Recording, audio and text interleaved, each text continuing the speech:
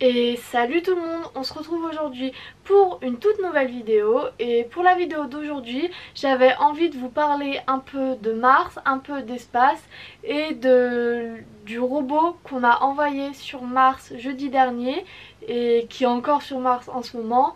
Donc voilà, on va partir sur ce sujet-là. Comme d'habitude, avant de vraiment commencer cette vidéo, vous pouvez laisser un pouce bleu, vous abonner et je vous laisse avec le générique et on se retrouve juste après.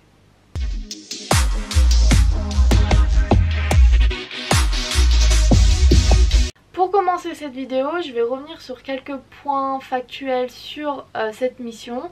Donc cette mission, elle a commencé le 30 juillet 2020, moment où on a envoyé le robot Persévérance dans l'espace.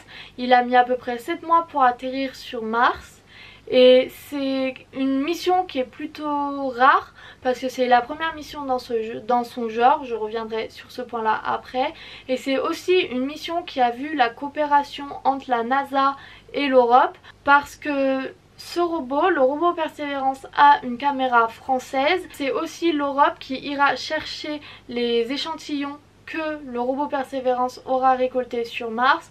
Donc voilà, c'est une mission qui est assez inédite en son genre et c'est pour ça que j'avais envie d'en faire une vidéo. Pourquoi la NASA a envoyé un robot sur Mars? En fait, cette mission, c'est la première mission de ce type-là parce que le robot a pour but de chercher des traces de vie sur Mars parce qu'on a établi que sur Mars, il y avait de l'eau et pour les scientifiques, qui dit eau dit potentielle trace de vie microbiologique. C'est la première mission martienne exobiologique, c'est-à-dire que c'est la première mission qui a pour but de trouver des traces de vie et de développement de vie sur Mars. Et c'est vraiment la toute première fois qu'on fait cela sur Mars.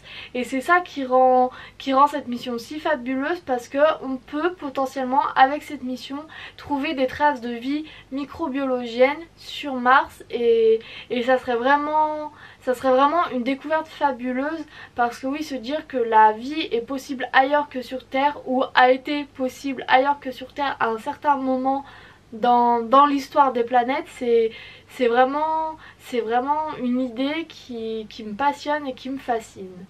Mais ce n'est pas la seule mission du robot parce que Persévérance aura aussi la mission de trouver et d'identifier la géologie et le climat de la planète pour préparer la venue d'humains, de vie humaine sur Mars en vue des prochaines explorations.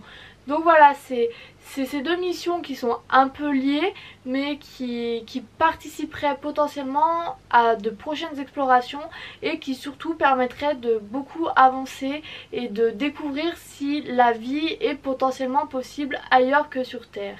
Mais aussi cela permettrait de découvrir et de répondre à une des plus grosses questions de l'exploration spatiale: est-ce que la vie est possible ou a été possible en tout cas ailleurs que sur la Terre?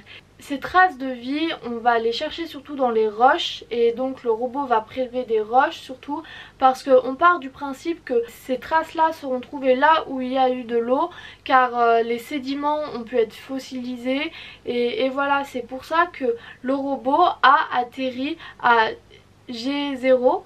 J'espère que c'est bien la bonne prononciation. G0 qui était l'endroit où il y avait une large étendue d'eau il y a plusieurs milliards d'années. On va chercher des traces de vie dans les sédiments qui ont été avec le temps incrustés dans du carbone minéral. C'est un peu le même principe que les fossiles, donc oui, le robot va chercher de la roche surtout, va chercher tout ce qui est fossile, roche, pour récolter cela et pour ensuite pouvoir être analysé par les scientifiques sur Terre pour voir si ensuite cette large étendue d'eau a permis le développement d'une certaine forme de vie. Parce qu'on part du principe, et c'est ce principe qui régit toute la pensée scientifique sur ce sujet-là, on part du principe que tant qu'il y a de l'eau liquide sur une planète, il y a potentiellement de la vie. De la vie sous différentes formes parce que il y a plusieurs conditions pour avoir des vies humaines comme sur Terre. on part sur ce principe là, s'il y a de l'eau, il y a potentiellement de la vie. Après avoir la forme que ça a pris, sur Mars, la potentielle vie microbiologienne qu'il y a eu n'a pas eu le temps de se développer parce qu'on a déterminé que l'eau liquide n'est pas restée assez longtemps. Sur Terre, il a fallu des milliards et des milliards d'années pour qu'on arrive à avoir des humains comme on est aujourd'hui, et on a déterminé que sur Mars, s'il y a des traces de vie, cette vie n'a pas eu le temps de se développer parce que l'eau n'est pas restée assez longtemps. Après, bien entendu, tout ça c'est des spéculations parce qu'encore une fois, on ne sait pas s'il y a eu de la vie sur Mars. S'il y a eu de la vie, cela explique pourquoi elle n'a pas évolué, mais on ne sait pas, peut-être qu'il n'y a jamais eu de vie, et à ce moment-là, s'il n'y a jamais eu de traces de vie, même microbiologienne, il n'y a pas possibilité d'évolution. Mais oui, la présence d'eau sur Mars est très prometteuse parce que qui dit eau dit potentiellement vie. Mais voilà, c'est tout le but de cette mission. On va peut-être avoir des réponses sur des questions qu'on se pose depuis très longtemps.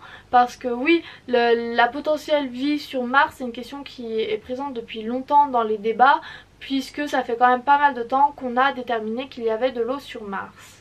Donc voilà, on aura potentiellement des réponses à cette question de est-ce qu'il y a de la vie sur Mars, mais toute proportion gardée parce que on estime à peu près une dizaine d'années la durée de cette mission. Il ne faut pas s'attendre à avoir des réponses dès demain, mais c'est sûr que la perspective d'avoir une réponse, même si c'est dans longtemps, c'est très excitant. J'ai hâte personnellement d'avoir les résultats de cette mission. Et enfin, pour finir cette vidéo, il y a un troisième but à cette mission parce qu'on a équipé Persévérance d'un hélicoptère, et un des buts de cette mission, ça va être d'essayer de faire voler cet hélicoptère sur Mars. Donc bien entendu, ce n'est pas des hélicoptères comme on en voit ici, c'est plus petit et il a été pensé pour s'adapter à Mars, parce qu'un vol sur Mars ce n'est pas un vol comme sur la Terre, la pression est différente et donc c'est un véritable défi. On n'a jamais essayé de faire voler quelque chose sur Mars, mais on sait que la pression n'est pas la même et que donc ce n'est pas garanti qu'on y arrive. Normalement ça a été pensé pour, mais comme dans toute expérience, il y a toujours une marge d'erreur, on n'est jamais sûr que ça arrive vraiment. Donc voilà, un des buts aussi, c'est de voir si on arrive à faire voler quelque chose sur Mars. Et c'est quelque chose de très intéressant. Et voilà. Voilà pour cette vidéo. C'est vraiment un sujet qui me passionne beaucoup, l'exploration spatiale. Je trouve ça vraiment fascinant, donc j'avais envie d'en faire une vidéo.